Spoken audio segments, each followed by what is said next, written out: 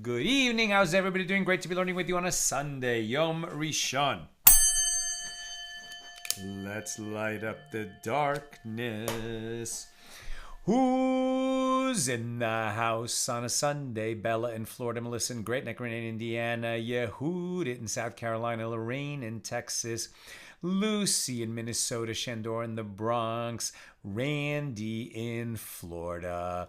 And very good, Renee, Chodesh Tov. Chodesh Tov, it is the new month of Shvat. Rosh Chodesh begins tonight and tomorrow. Rosh Chodesh, beginning the new month. Who else? Frank in San Pedro, Moshe in Brooklyn, Heather in Kansas, and Nancy in North Carolina, Bill in mid-Missouri. Welcome, everybody. Tonight's episode of AT Daily is dedicated by Julie Frank in loving memory of Irvin and Sharna Frank. May their memories be for a blessing. Amen. And Julie, thank you for enabling us to share more Torah with more people around the world. In the merit of that, may you and all your loved ones be showered in blessings. And we say Amen. Menachot 7. Okay. Yes, our daf is Menachot 7, daf Zion, page 7. Here in Menachot, the 30th volume of the Talmud, continuing our discussion of Mishna number 2 in chapter 1.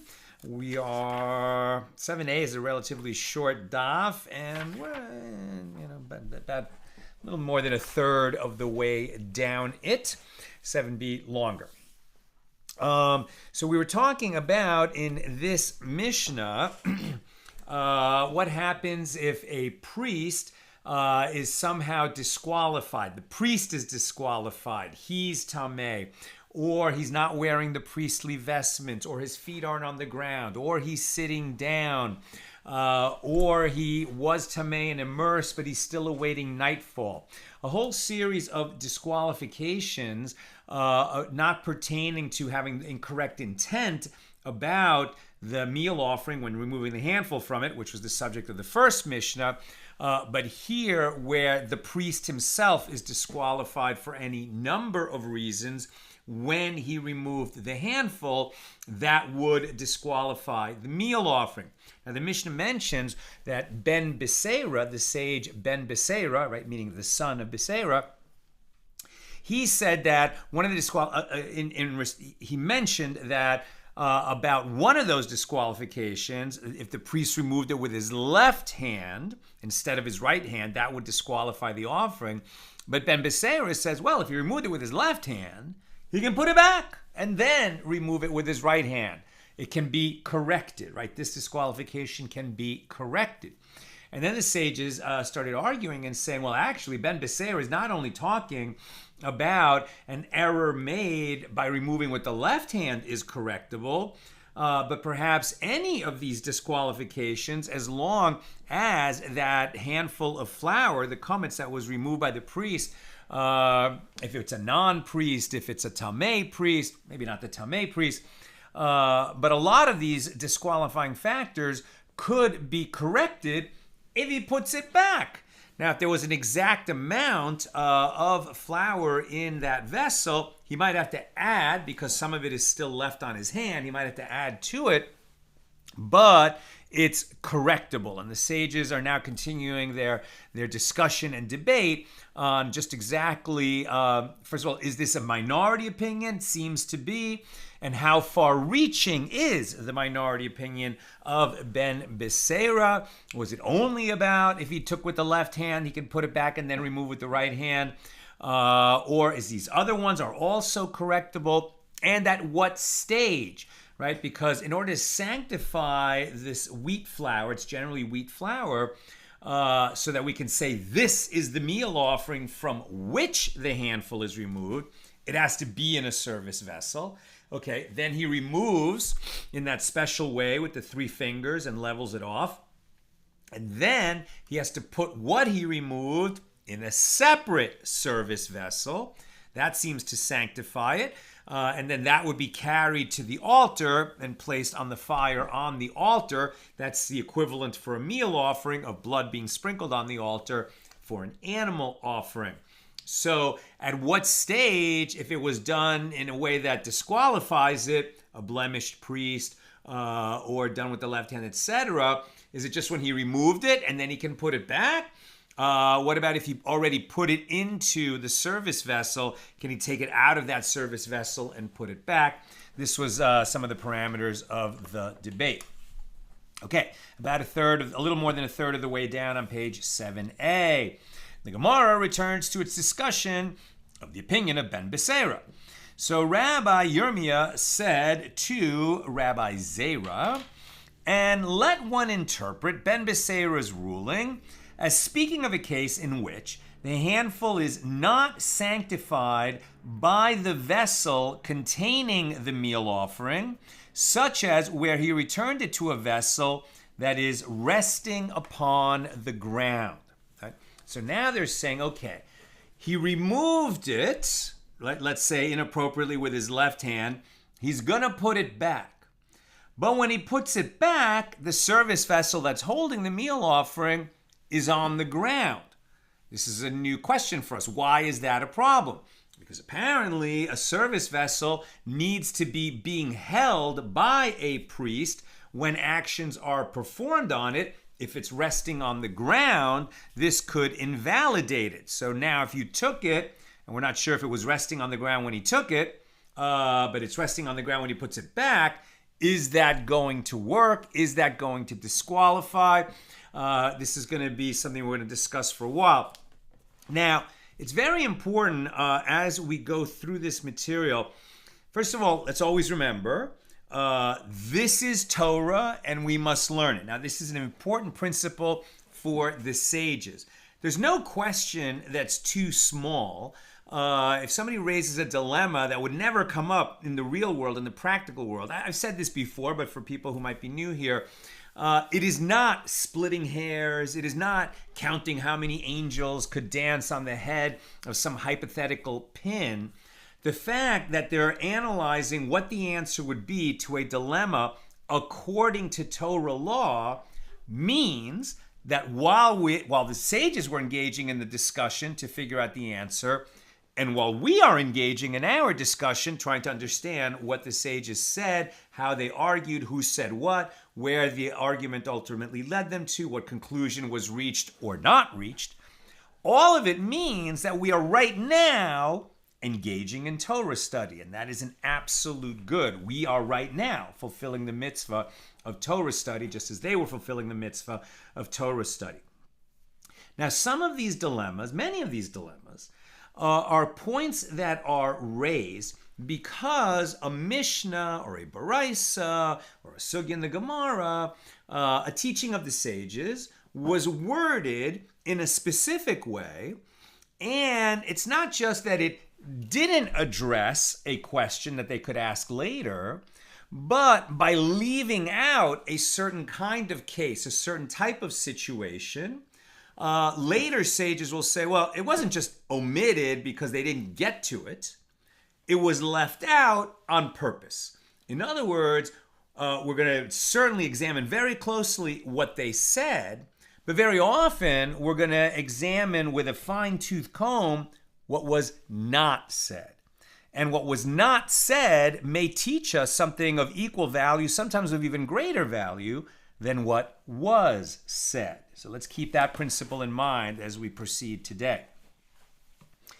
Okay, so Rabbi Yirmiyah said to Rabbi Zera, and let one interpret Ben Beseira's ruling as speaking of a case in which the handful is not sanctified by the vessel containing the meal offering, such as where he returned it to a vessel that is resting upon the ground. Now this could be, maybe this means that when he returns it, he didn't really return it because it was resting on the ground. Or possibly it was a meal offering that it looked like a meal offering, but maybe it was never sanctified as a meal offering because it was placed in a service vessel that was on the ground to begin with, and that might disqualify the sanctification. Now, let's also bear in mind these words that we use somewhat interchangeably, sanctification and consecration. That means moving something into the realm of the holy, right? Designated it as something of holiness, and the general root for that is kadosh, like kiddush, kaddish, right? This word comes up a lot for us in Hebrew, in Jewish law, in Torah law, that something is holy. And holy literally means set apart, right? It has entered the realm of the holy. It is removed from the realm of the mundane.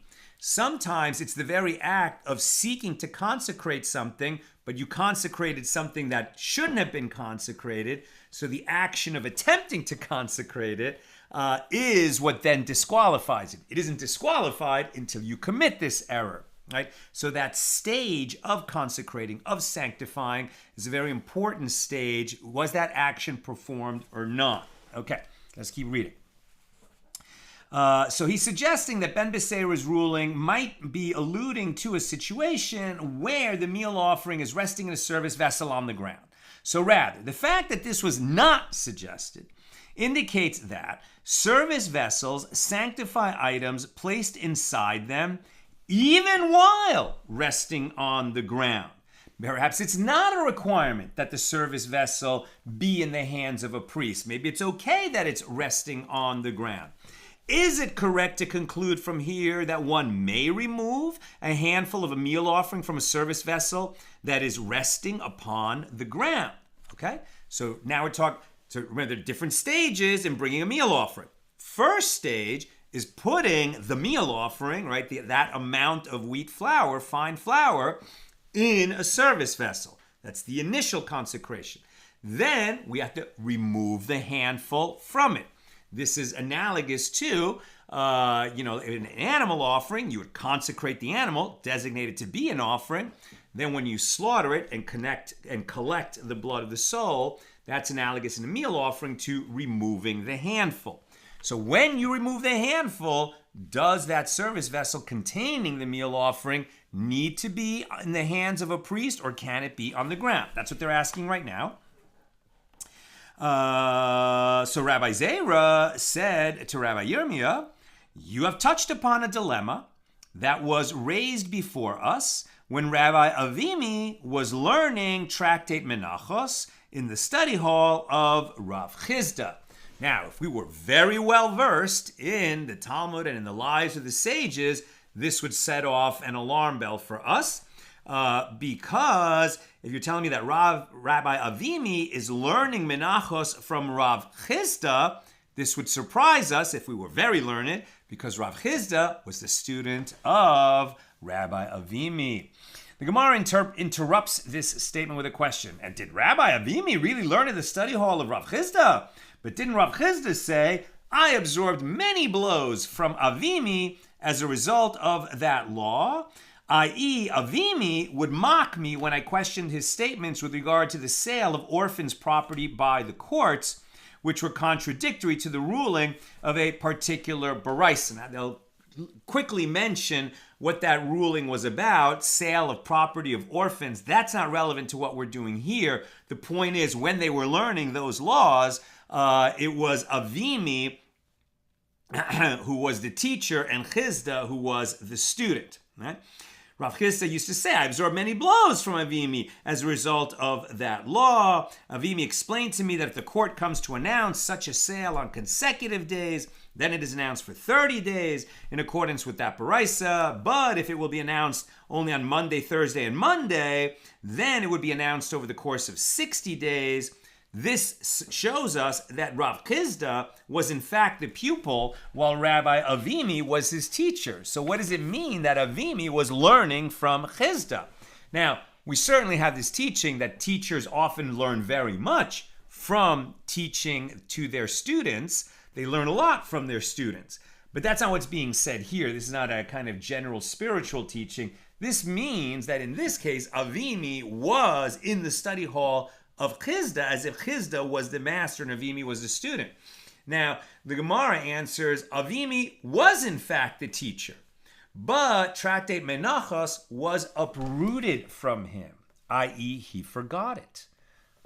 How did he forget? We don't know. Maybe he got old. Maybe, it was hard for him to remember things. Maybe he just hadn't studied it in a long time and he lost it. But at any rate, Avimi felt that he forgot what he needed to know of our tractate, Menachos, and so he went to his former student, Chisda, very humbly, and said, yes, you were my student before, now I need to be your student. Please refresh for me this tractate. The tractate was uprooted from him, and Avimi came before his student, Rav Chisda, to help him recall his teaching. And the Gemara asks, well, if Rav Chisda was in fact Avimi's student, then let Avimi send for him. And Rav Chisda should come to Avimi. Okay, he can help him remember, but still, it's a master and student. The student should come to the master. And the Gemara responds, Avimi thought that this would be more helpful in this matter, i.e. that by exerting the effort to travel to his pupil in order to learn from him, he would better retain his studies. And this is in keeping with a lesson that's taught in Tractate Megillah, that if somebody tells you that they learned without laboring, don't believe them. If they tell you that they labored and didn't learn, don't believe them. But if they tell you that they labored in order to learn and learned, then you can believe them, right? So in other words, we're going to retain that which we work our butts off in order to learn and humble ourselves in the process. Now the Gemara returns to the statement of Rabbi Zera. Rav Nachman encountered Avimi upon his return from the study hall of Rav Chisda, and Rav Nachman said to him, right, so now Avimi has been refreshed. He's got a handle on Menachos again. He just had it, he just went to his student Chisda to help him remember, and now he's got it. So now Rav Nachman is saying to Avimi, how does one properly remove a handful from a meal offering? So Avimi pointed to a vessel that was resting on the ground and said to him, from this vessel, one may properly remove a handful. And Rav Nachman said to him, but may one remove a handful from a vessel that is resting on the ground? And Avimi said to him, when I said that such a vessel may be used, I meant that one priest would first raise it from the ground, and then another priest would remove a handful from it. So note the precision, right? Avimi was saying, okay, this is the type of vessel that would hold the correct amount. I don't know what kind of vessel it was. Maybe it was a silver vessel or even a gold vessel. So he was saying it's the right type of vessel. It happened to be resting on the ground. So Nachman says, whoa. Are you saying that we can remove a handful from a vessel that is resting on the ground? Avimi is like saying, okay, I didn't say anything about whether it's on the ground or not. I'm just telling you it's the type of vessel. No, it cannot be resting on the ground. When I told you that this is the type of vessel, I meant that this is the type of vessel if it's being held in the hands of a priest. So Rav Nachman asked Avimi another question. How does one properly sanctify the meal offerings? So Avimi pointed to a vessel that was resting on the ground and said to him, the priest places it into this vessel. And Rav Nachman said to him, but can one sanctify a meal offering in a vessel that is resting upon the ground? And Avimi said to him, when I said that such a vessel may be used, I meant that another priest would initially raise it from the ground, and only then would the meal offering be placed into it. Right? So now we see some of the stages of the process of the meal offering. Right? When you're first bringing the actual quantity of the wheat flour, maybe you brought it in a bag or something, okay? It has to go into a service vessel, and that service vessel needs to be in the hands of a priest, right? Then another priest is going to come along and take the handful out of that service vessel, out of that meal offering, and he's going to have to put it where? In another service vessel. And can that service vessel be on the ground? Let's see. The priest places it into this vessel. So Rav Nachman again said to him, but can one sanctify a meal offering in a vessel that is resting on the ground? No, you have to lift it up. It has to be in the hands of a priest. So Rav Nachman said to him, if so, then you require the involvement of 3 priests, i.e., one to raise the vessel, one to sanctify the meal offering into it, another priest to come and remove, well, it can be that same priest, he puts it in, but now he removes from that service vessel that's being held off the ground, and he's going to put it into a second service vessel. That one also has to be off the ground. Therefore, you need 3 priests, minimum, right? One holding the initial vessel, one removing and placing it in the second vessel that is being held off the ground by the third priest, okay? And Avimi said to him, yeah, and let it require even 13 priests, just as the service of the daily burnt offering required the involvement of 13 priests. The need for multiple priests does not present a difficulty. Rav Nachman, not satisfied. He raises another objection to the statement of Avimi from a Mishna that we're going to encounter on page 12 that discusses the law that improper intentions during the service of a meal offering disqualify it. And in that Mishnah it will say, this is the principle in the case of anyone who removes the handful or places the handful in the vessel, or who conveys the vessel with the handful to the altar, or who burns the handful on the altar, if he does so with the intent to partake of an item whose typical manner is such that one partakes of it, or to burn an item whose typical manner is such that one burns it on the altar, for example, the handful of the frankincense, if he takes that outside its designated area, right? So in other words, he takes something that was intended to go to the altar, but before it gets to the altar, this priest takes, the handful that was removed in the service vessel that should have gone straight to the altar and been burned there, and instead he walks outside the courtyard with it. What's that going to do? It's going to disqualify the offering, right? So if he walks it outside its designated area, the meal offering is unfit, but there is no chorus. This is not a chorus-bearing penalty the way it would be if he then offered it up outside the temple, right? We learned that. If he offered it up outside the temple, that's a chorus-bearing penalty. But simply walking it outside, that's not a chorus-bearing penalty, but it would render the meal offering unfit. Why did Rav Nachman mention this? He explains his objection. All the rites of a meal offering are taught in the Mishnah. And yet, raising the vessel from the ground in order to receive the meal offering, or in order to pull the meal offering out, or in order to put it in a service vessel, in all these cases, it doesn't say anything about that in a Mishnah which seems to list all of the steps. And yet, raising the vessel from the ground is not taught. So again, right, this idea that, that which is not taught is important. So if that is not taught, it would seem that raising the vessel off the ground is not one of the sacrificial rites and may not even be required, period. This indicates that there is no requirement to raise a vessel from the ground in order to use it for the service of a meal offering. Avimi responded The Tana in that Mishnah cited the order of sacrificial rites, i.e. those rites concerning which improper intentions disqualify a meal offering, but even the intention to take it outside of the courtyard could disqualify it, even if he didn't actually take it out. That never mentioned raising the service vessel and whether you had an intention doing that or not. So it would seem that raising the service vessel is not required, right? But Avimi says to him, the Tana of that Mishnah cited the order of the sacrificial rites, i.e. those rites concerning which improper intentions disqualify a meal offering, but he did not cite the order of the priests, i.e. he did not cite the total number of priests involved in the service, meaning he taught what was important in that Mishnah to the subject of that Mishnah. The fact that he left out a detail like a service vessel must be in the hands of a priest when the flour is added or the handful is removed, or when the handful is placed into the service vessel for conveyance to the altar, that detail was not left out on purpose to tell you that it doesn't matter, that it's not required, that the service vessel could in fact be on the ground. You can't learn out that law from the fact that it's not specified in that Mishnah.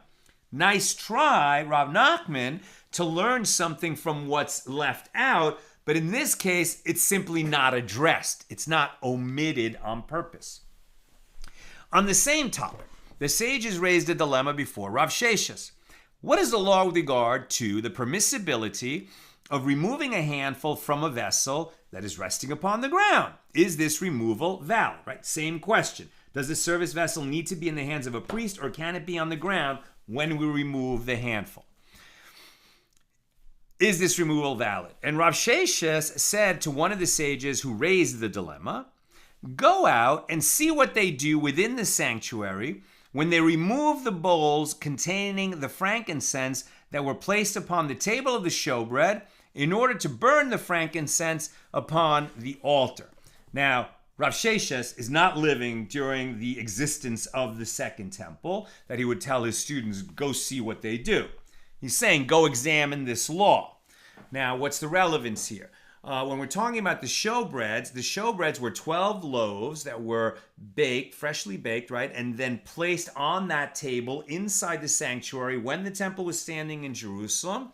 And the loaves were exchanged for new loaves on Shabbos. When a certain number of priests, as we'll see, would walk in with the new fresh baked loaves, remove the old ones, put the new ones on the table of the showbread. On that table, there were also 2 bowls of frankincense. The old loaves would leave the sanctuary, and then that would become the food of the priests who were serving in the Holy Temple on that Shabbos. The bowls of frankincense would be taken out to the external altar, the main altar in the courtyard of the temple, and it would be burned on the pyre on the altar. What is relevant about this is that the table of the showbreads acts like a service vessel containing what is essentially a meal offering, in the sense that, right, these are bread, it's bread that is part of the sacrificial rites of the Holy Temple.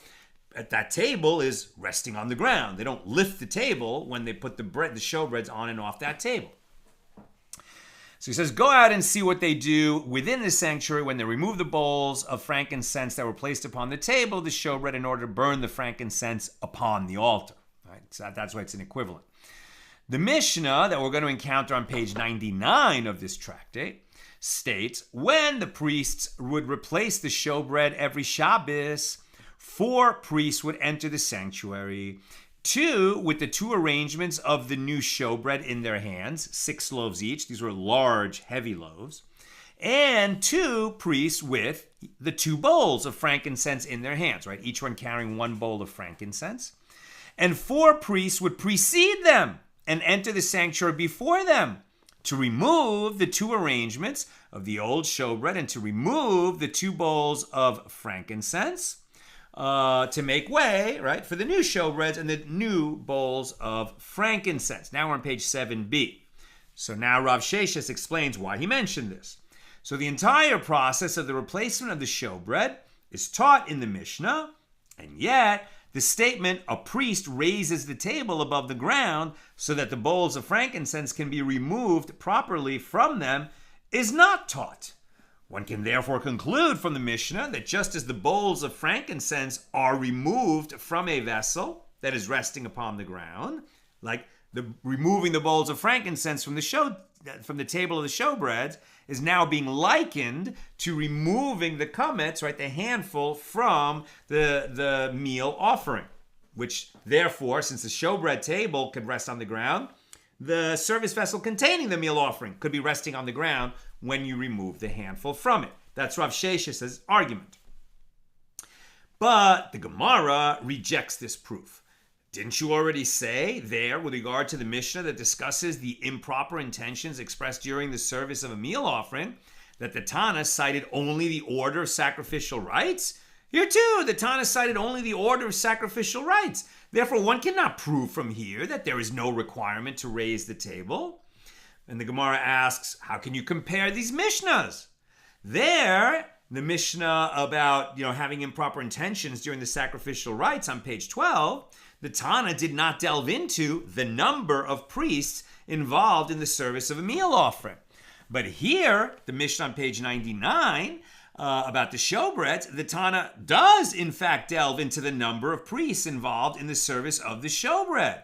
Therefore, if it is so, i.e. if the table must be raised before the bowls of frankincense are removed, let the Tana teach that another priest raises the table. So rather, conclude from the Mishnah that one may remove a handful of a meal offering from a vessel that is resting upon the ground. And in this case, the Gemara concludes, yes, we can make that conclusion from the fact that a Mishnah taught, including the number of priests, that they didn't raise the table. Therefore, we can remove a handful from a service vessel that is resting on the ground, just as the table of the showbreads is resting on the ground. Says the Gemara, indeed, conclude from here that this is so. Next topic. Rava said, it is obvious to me that a priest may remove a handful from a vessel that is resting upon the ground, as we find such an instance in the case of the removal of the bowls of frankincense from the table of the showbread, since the table is resting upon the ground of the sanctuary when they are removed, right? What we just learned. Similarly, one can sanctify a meal offering in a vessel that is resting upon the ground, as we find such an instance in the case of the arrangement of the bowls of frankincense upon the table of the showbread. Meaning, you could take the bowls of frankincense off the table of the showbreads in order to then take it to the altar and burn the frankincense. And the new bowls of frankincense can be placed on that table in both cases, without lifting the table. And since we can learn out to the removing the handful of meal offerings, so we have just learned that whether you're sanctifying the meal offering by putting it in a service vessel, or you're performing the removal of the handful from the service vessel, in both cases it's valid if that service vessel is resting on the ground. And indeed, that is the law. Rava, who just made that conclusion, now raises a dilemma. With regard to the sanctification of a handful, by placing it in a vessel that is resting upon the ground, then what is the law, right? We can put the meal offering in the service vessel when resting on the ground, no problem. We can take the handful out while that service vessel is resting on the ground. Now we're going to take that handful and put it in another service vessel, a separate service vessel, for the purpose of conveying it to the altar and burning it there. Can that service vessel be resting on the ground, is Rava's question. Do we derive this law from the sanctification of a meal offering, in which case one can sanctify a handful in the same manner? Or do we derive it from the collection of the blood of an offering, in which case one cannot do so? Just as the blood of an offering may not be collected in a vessel that is resting upon the ground, right? When you receive the blood of the soul of an animal offering, that vessel cannot be resting on the ground. It must be in the hands of a priest. And since taking the handful from the meal offering and putting it in a service vessel is considered analogous to collecting the blood of an animal offering, are we going to say that just as the blood offering the blood must be caught in a service vessel that is in the hands of a priest. Therefore, the handful that was taken out and placed in a service vessel, that service vessel must also be in the hands of a priest. That's the question. Spoiler alert, no, it is not the same as the blood. It can be resting on the ground, but let's see how we get there. The Gemara asks, and did Rava really say this? That the law with regard to the sanctification of a handful could be derived from the collection of the blood? Why would he even ask that? But it was stated with regard to a full measure of a handful that a priest divided and placed it in 2 vessels. Rav Nachman says that it is not sanctified. And Rava says that it is sanctified. And if it is so that the law of the handful is derived from the collection of the blood, then let Rava derive from blood that the handful is not sanctified in this manner, just as the blood is not sanctified when divided into 2. And the Gemara responds, Rava retracted that statement and ruled that a handful is not sanctified when divided and placed into 2 vessels. Now, that's a separate ruling, right? The handful can be placed in a vessel that is resting on the ground. Separate question, can he take the handful and put half in one service vessel and half in another, and then convey it to the altar in the 2 service vessels? Can he do that? We're going to read about it. The point is, well, now we're going to have to learn that out from the way that the blood of the soul of an animal offering is collected. And there, can it be collected in 2 service vessels? Can it be divided into 2 service vessels? Let's keep reading. The Gemara further discusses the law with regard to the collection of the blood. Right now, we're going to have to understand the collection of the blood better before we can see whether we can extend this law about dividing or not dividing that part of the sacrificial rite into 2 service vessels. And with regard to the blood, right, the blood of the soul of an animal offering, from where do we derive that it is not sanctified in halves, i.e., when collected in 2 vessels? It is derived from that which Rav Tachlifa ben Shaul teaches with regard to the water of purification. Water purification, very pure water, into which we mix the ashes of the red heifer. The red heifer, 9 of them in history. It would be slaughtered not in the Holy Temple, not even in Jerusalem, but on the Mount of Olives, opposite the Temple Mount. Very special ceremony, only happened 9 times in history. A priest would slaughter that red heifer, pure red heifer. Even 2 black hairs on that animal would disqualify it. If it was ever used for labor, it would be disqualified, etc. And then it would be slaughtered in a certain way. Its blood would be sprinkled in the direction of the Holy Temple, right, from across that valley, from the Mount of Olives to the Temple Mount. There were other aspects of that ceremony, that ritual, slaughtering the red heifer and then burning it, along with cedar and hyssop and some other things. And then they would collect all those ashes, and they would mix those ashes with the water of sprinkling. And this was a very important item, the waters of sprinkling, that would be used to purify a person who had come into contact with the dead, walking over a grave, participating in a funeral, helping to bury someone, actually touching a corpse, so that person could be purified from that ritual impurity, corpse tuma, so that they could enter the courtyard of the Holy Temple. Somebody who's tameh with tumas mace, corpse tuma, cannot enter the Holy Temple, can't partake of offerings that require being tahor, being ritually pure, etc. Okay, what are we going to learn now from the water of purification? If the priest, when he was now creating the waters of purification by mixing the ashes of the red heifer with the water, if the priest sanctified the water in 2 vessels in such a manner that he sanctified less than the amount of sprinkling in this vessel, i.e., there was not enough water into which he could dip a bundle of hyssop in order to sprinkle water with it, and he sanctified less than the amount of sprinkling in that vessel, then he has not sanctified the water. It has to be, you can't take the right amount of water and divide it into 2 vessels and mix with ashes. There has to be that minimum amount of water, enough that you could dip the bunch of hyssop into it in order to sprinkle a person. There has to be that much water in a single vessel, or you have not created the waters of sprinkling. Meaning you have not sanctified the waters of sprinkling, i.e. you have not created the waters of sprinkling that could purify a person with tumas mace. Where am I? If there was not enough water into which he could dip the bundle of hyssop and sprinkle the water with it, he did not sanctify it. And he sanctified less than that amount in the vessel, then he has not sanctified the water.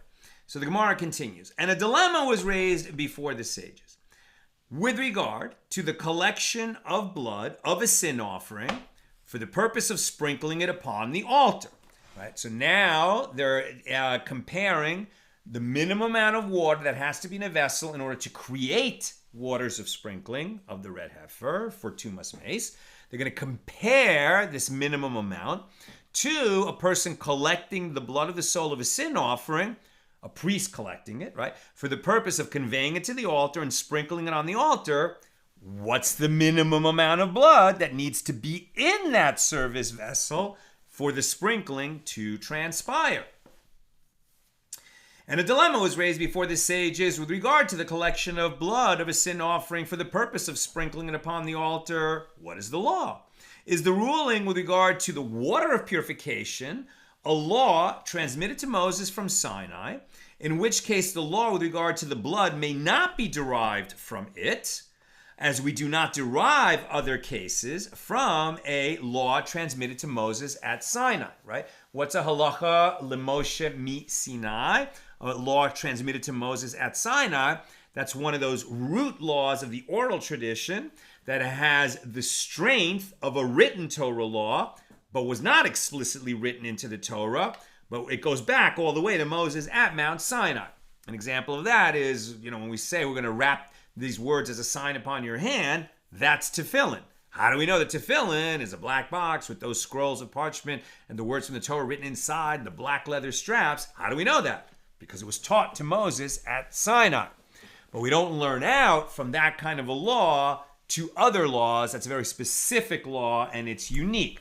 So if the minimum measure for creating water of sprinkling is enough to, dip in for the purpose of sprinkling, if that was a halacha lemoshe mi Sinai, then we can't learn out from it the minimum measure of blood in a vessel for the purpose of sprinkling on the altar. So the Gemara explains the other side of the dilemma. Or perhaps there in the case of the water of purification, what is the reason that it is not sanctified if there's less than that minimum measure? It is possible that the reason is that it is written in a verse, not an oral teaching to Moses at Sinai, but rather in a written verse that is referring to the water initially placed in the vessel. Numbers 19:18, it says, and dip it in the water. Right? That hyssop that's going to be used to purify a person has to be dipped in the water.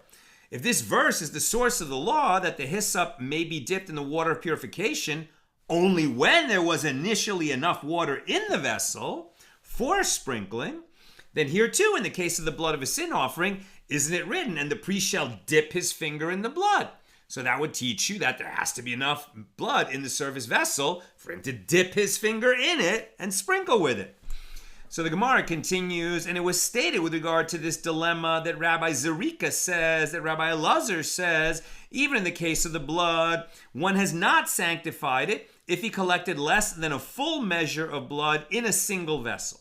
And Rav has said that this is also taught in a Baraisa with regard to the bull of the anointed priest. Right, the bull of an anointed priest is a priest who made an error while bringing offerings on behalf of the nation. He has to bring a special offering, the bull of the anointed priest, special procedures for it, including sprinkling inside the sanctuary on the curtain that separates the sanctuary from the Holy of Holies and on the incense altar, etc. So Rav has said that this is also taught in the Baraisa with regard to the bull of the anointed priest. The verse states, and the priest shall dip his finger in the blood and sprinkle of the blood. Leviticus 4:6.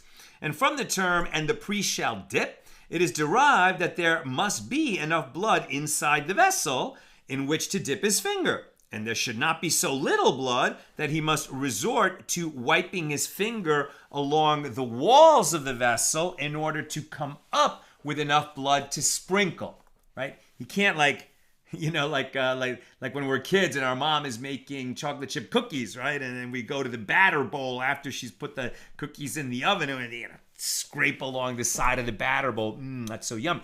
For the priest who's going to sprinkle with blood, that is not adequate, right? There has to be enough of a volume of blood that he can dip his finger into it.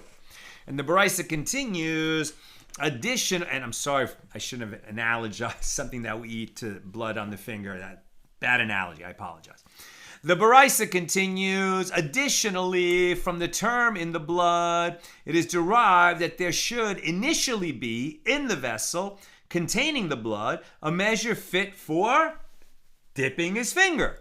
Furthermore, it is derived from the term of the blood that he must sprinkle from the blood of the matter, as will be explained. And it was necessary for the merciful one to write, and the priest shall dip. And it was necessary for the merciful one to write in the blood, despite the fact that both terms are referring to the amount of blood that must be in the vessel. So we're going to learn two separate laws from the two phrases. Because if the merciful one had only written, and the priest shall dip, I would say that it is enough if the vessel contains enough blood for even one sprinkling, even though the priest did not initially collect a measure fit for all of the sprinklings, that is, enough with which to sprinkle 7 times, right? The bowl of the anointed priest, he has to sprinkle 7 times. So do we say that there has to be enough blood in that vessel for him to dip his finger and sprinkle 7 times? Or is it enough if he could dip once? Okay, it was sanctified. There's not enough blood for the 7 sprinklings, but we can add more blood later. Which is it?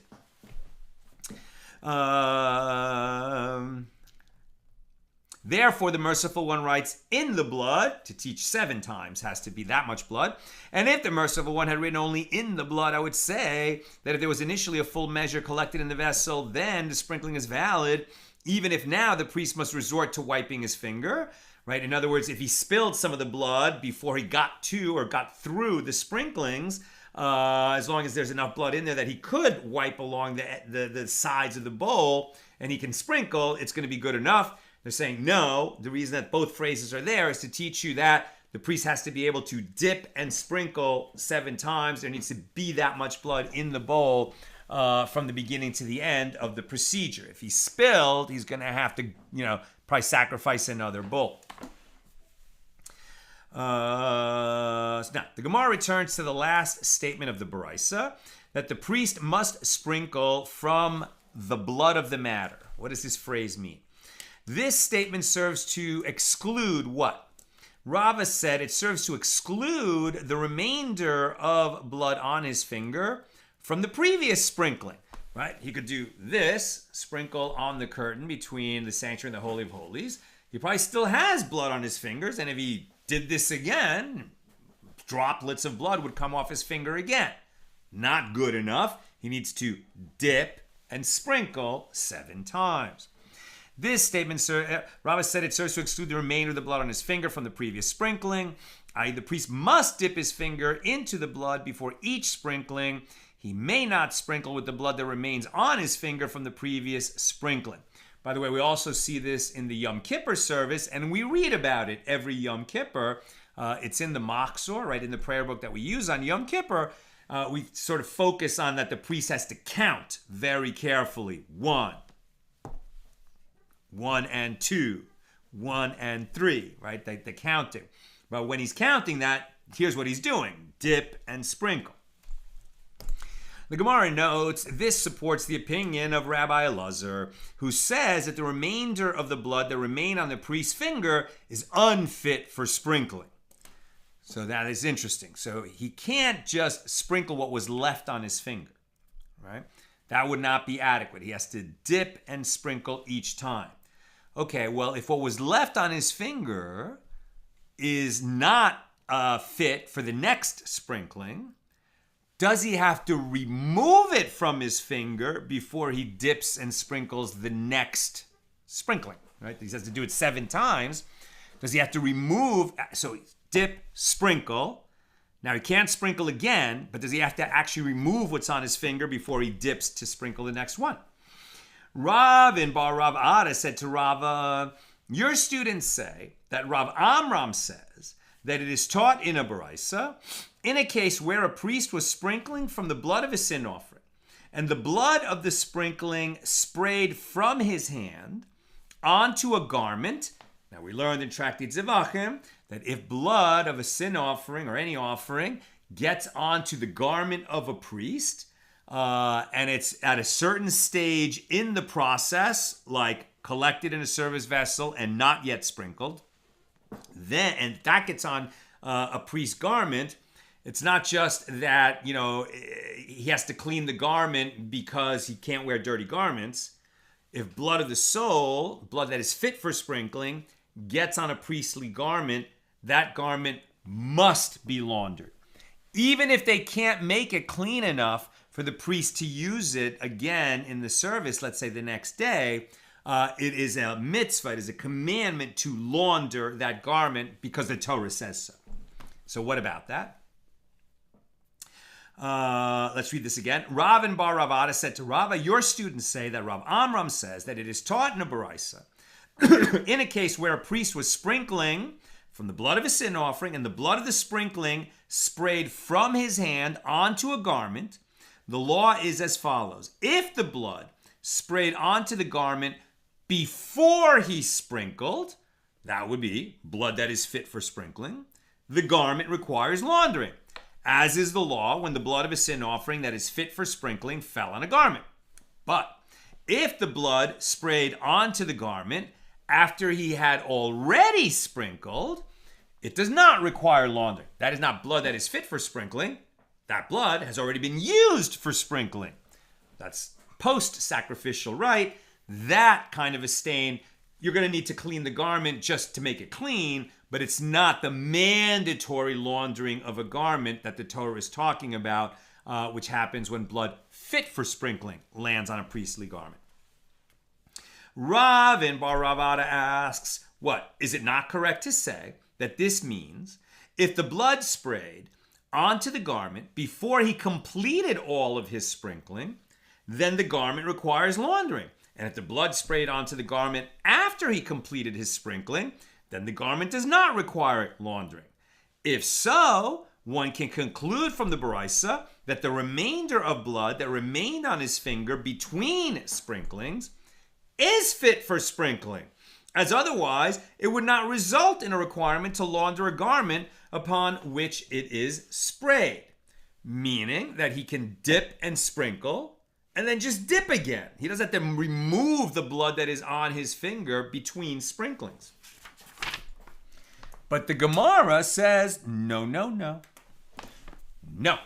The baraisa is saying that if the blood sprayed from his hand onto the garment before any particular sprinkling left his hand, the garment requires laundering. But if the blood was sprayed after a sprinkling left his hand, in which case the blood sprayed from what? From that which remained on his finger following that particular sprinkling in the process, then the garment does not require laundering, as the blood left on his finger was already rendered unfit for sprinkling. So this would suggest that between sprinklings, he is going to have to get that blood off his finger before he dips again. Abaye raised an objection to Rava from a Mishna discussing the red heifer. Now remember, the red heifer, when it is slaughtered in order to create the ashes of the red heifer, that has its own sprinkling process in the direction of the holy temple. This is not a sacrifice, right? As we've learned, the red heifer is consecrated for temple maintenance in the sense that it's an important procedure that people need to be able to do in order to become purified from corpse tumah before they could enter the temple, or a priest especially who attended a funeral, he's not going to be able to serve in the temple at all until he's purified from corpse tumah. So you need the ashes of the red heifer. And the ritual of slaughtering the red heifer before you burn it includes sprinkling in the direction of the temple mount. Right? So, says Abaye, when the priest has completed sprinkling the blood of the red heifer in the direction of the entrance of the sanctuary, again, across that valley from the Mount of Olives to the Temple Mount, he wipes his hand from the blood on the body of the heifer. just what we're talking about. He wipes off the blood on his hand between sprinklings. And Abaye now explains his objection. The Mishnah states that when the priest completed all the sprinklings, then, yes, he wipes his hand. And it may be inferred that if he did not complete the sprinklings, he does not wipe his hand. He doesn't have to wipe in between sprinklings, even though blood remains on his finger from each preceding sprinkling. This would suggest that the blood that remains on his finger is fit for sprinkling. He doesn't have to wipe. He can just keep dip and sprinkle, dip and sprinkle. But the Gemara says, not so fast. Granted, after he completed all the sprinklings, he wipes his hand on the body of the heifer. As it is written, and the heifer shall be burned in his sight, her skin and her flesh and her blood, which indicates that the blood of the red heifer must be burned together with its flesh. But if, when the priest had not yet completed the sprinklings, he wipes his finger, then with what does he wipe? Because if you say that he wipes his finger on the body of the heifer, the Mishnah should have taught, again, omitted information. Is it just left out, or was it left out on purpose?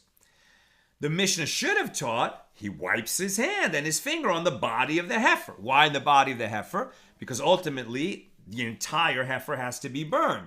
So after you sprinkle, if there's something that, of its blood remaining, you have to wipe it on the body of the heifer so that then it can be burned with the heifer.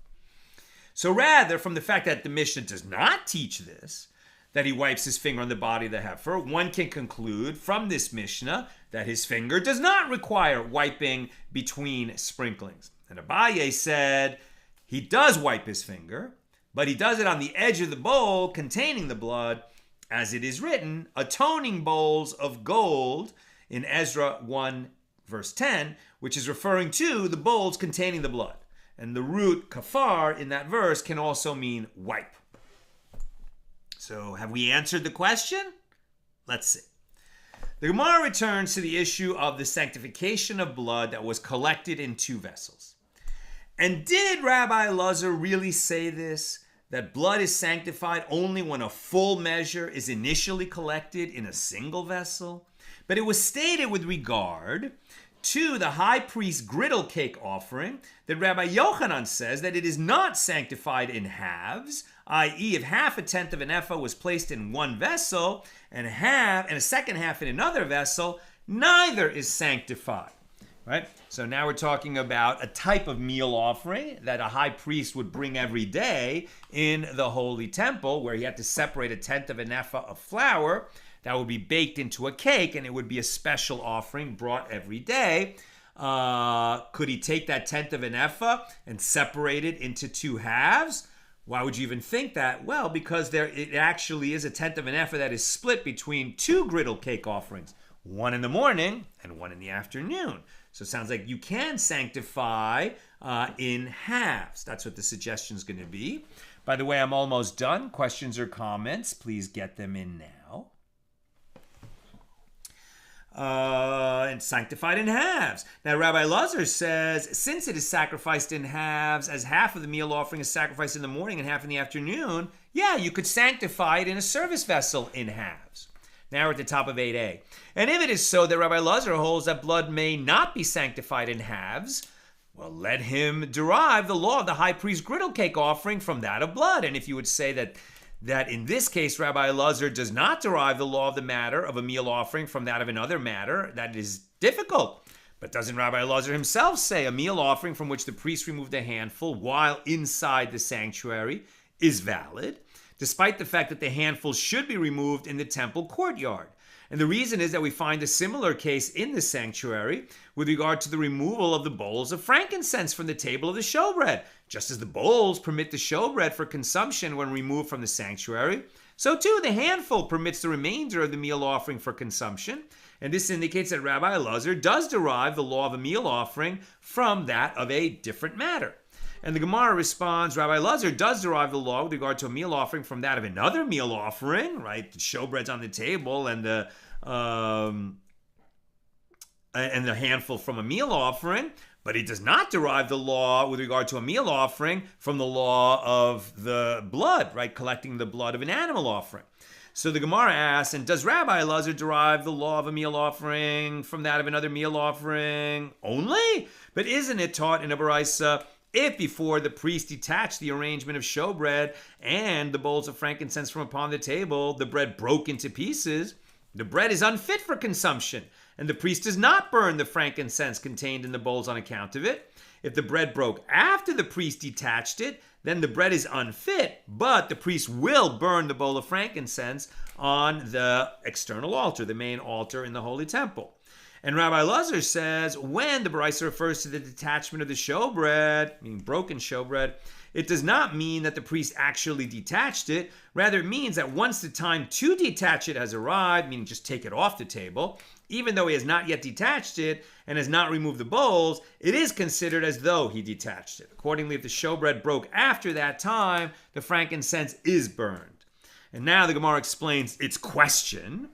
And if Rabbi Lazar derives the law of one meal offering from another, why does he say that the frankincense contained in the bowls are burned in a case where the showbread broke when the time to detach the bread from the table had arrived? It should be like the case of a meal offering that became lacking in its measure before the removal of the handful. Such a handful is not removed, and it is not sacrificed on the altar, right? If there wasn't enough of a meal offering in the service vessel at the time of removing the handful, then you don't remove the handful. Such a handful is not removed. And since it is not removed, it cannot be sacrificed on the altar. And likewise, the frankincense was still on the table when the showbread broke, and therefore it should be disqualified.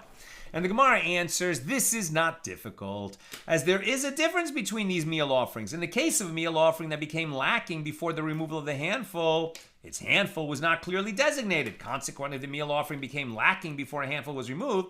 One may no longer remove a handful. But in the case of the showbread and the bowls of frankincense, its handful, in this case the frankincense, was clearly designated at the time when the frankincense was placed in the bowls the previous week, since the frankincense is in a separate container from the bread, and therefore once the time to detach the bread has arrived, it is considered as though he had already detached it. They're different. You can't necessarily learn out one from the other because they have these differences. And the Gemara asks, but if that is so, then even if the time to detach the showbread arrived, why is the frankincense burned? It should be like a case where the remainder of a meal offering became lacking between the removal of the handful and the burning on the altar. And the law in that case is that one does not burn the handful on account of such a meal offering. And the Gemara responds, yes, but that's a dispute among the sages of the Gemara, whether or not the handful is burned in such a case. One can say that Rabbi Lazar holds in accordance with the opinion of the one who says that if the remainder of a meal offering became lacking after the handful was removed, but before it was placed on the altar, the priest nevertheless does burn the handful. And now the Gemara will discuss this aspect of our digression from the digression of the digression. With regard to the griddle cake offering of the high priest, Rabbi Yochanan says that it is not we're back to this second digression. With regard to the griddle cake offering of the high priest, Rabbi Yochanan says that it is not sanctified in halves, and Rabbi Lazar says, since it is sacrificed in halves, morning and afternoon offering, it can also be sanctified, right? He could put the tenth of an ephah of flour into two service vessels, intending to make one griddle cake for the morning offering and the other griddle cake for the afternoon offering from the split ephah, the tenth of an ephah, right? That he could have sanctified by initially placing it into two service vessels, right? Rabbi Elazar says you can do that. And Rav Acha says, and Rabbi Yochanan says that you can't do that, right? And we're going to follow Rabbi Yochanan. Rav Acha said, what is the reasoning of Rabbi Yochanan? The verse states a meal offering perpetually, half of it in the morning and half of it in the evening. This means first you bring the whole meal offering, the tenth of an ephah of the high priest, then you divide it into two halves to make a morning griddle cake and an afternoon griddle cake.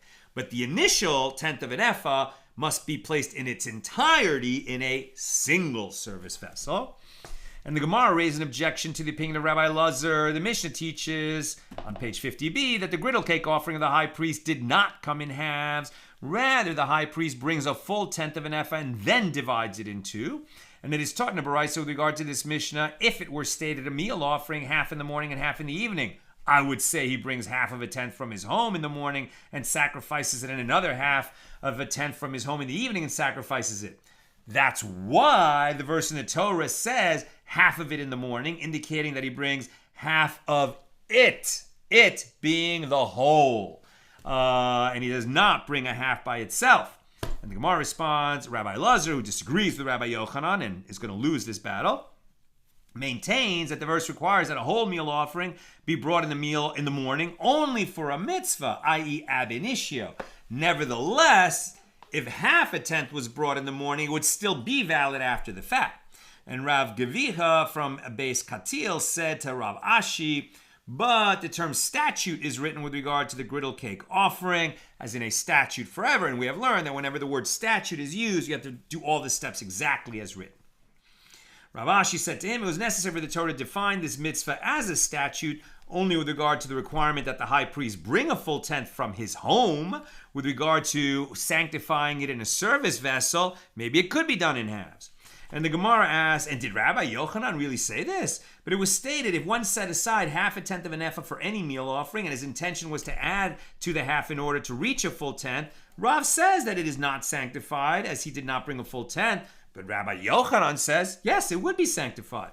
And if it is so that Rabbi Yochanan holds that the griddle cake offering cannot be sanctified in halves, let him derive from the griddle cake offering that no meal offering may be sanctified in halves. And if you would say that Rabbi Yochanan does not derive the law of one matter with regard to consecrated items from that of another matter, that is difficult. But doesn't Rabbi Yochanan say peace offerings that were slaughtered in the sanctuary are valid, as it is written, and slaughter at the entrance of the tent of meeting?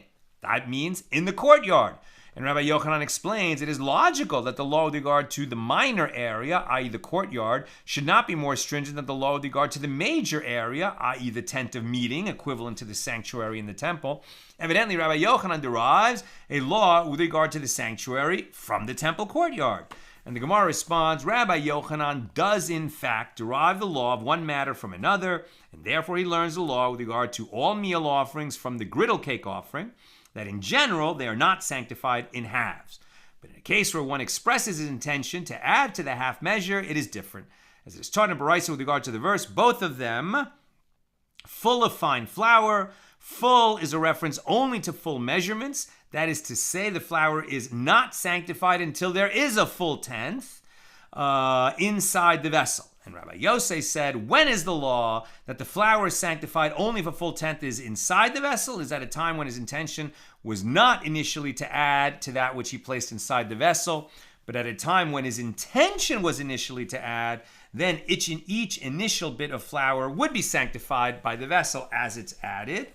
And the Gemara asks, and Rav, who holds that standard meal offerings are not sanctified in halves. Now we're getting back to what we're actually talking about today, standard meal offerings, right? And can they be sanctified in pieces? And original question, does the service vessel need to be on the ground? Or must it be, can it be on the ground or must it be in the hands of a priest? Let's see. And if you would say that Rav does not derive the law of one matter from another, that is difficult, but doesn't Rav say a standard meal offering which is brought with oil and frankincense is sanctified by a service vessel even without its oil and without its frankincense? It is sanctified without its oil, as we find such a law with regard to showbread, which is sacrificed without oil and is nevertheless sanctified by a service vessel. And similarly, it is sanctified even without its frankincense, as we find such a law with regard to the meal offering, accompanying the libations of an offering. Now really done.